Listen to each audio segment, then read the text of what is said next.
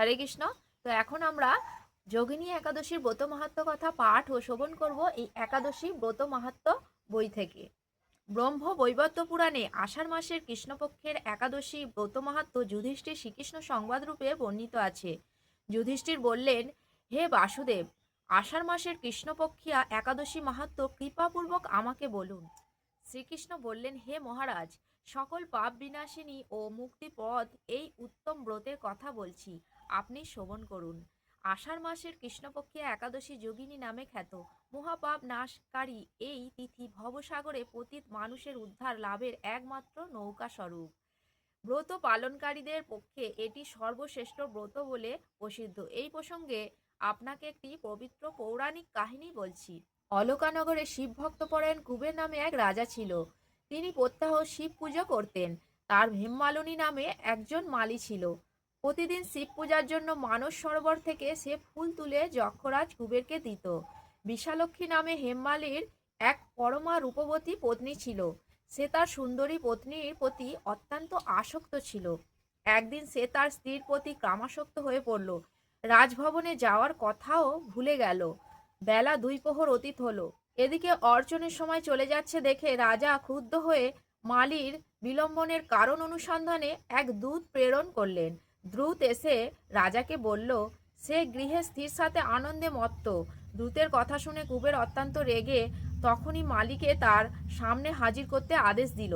এদিকে মালি কুবেরের পূজার সময় অতিবাহিত হয়েছে বুঝতে পেরে অত্যন্ত ভয় পেল। তাই স্নান না করেই সে রাজার কাছে উপস্থিত হলো।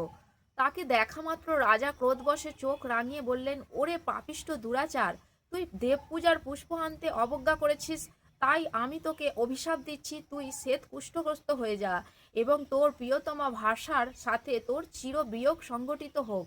ওরে নীচ, তুই এক্ষুনি এই স্থান থেকে ভ্রষ্ট হয়ে অধোগতি লাভ কর। কুবেরের এই অভিশাপে হেমমালী পত্নীর সাথে স্বর্গভ্রষ্ট হয়ে দীর্ঘকাল যাবৎ কুষ্ঠরোগ ভোগ করতে লাগলো। রোগের যন্ত্রণায় দিন অথবা রাত্রে কখনোই সে সুখ পেত না। এভাবে শীত গ্রীষ্মে প্রচণ্ড বেদনায় বহু কষ্টে সে জীবনযাপন করতে লাগলো। কিন্তু দীর্ঘদিন মহাদেবের অর্চনের ফুল সংগ্রহের স্বীকৃতির ফলে সে শাপগ্রস্ত হয়েও বৈষ্ণবশ্রেষ্ঠ শিবের বিস্মরণ কখনো হয়নি।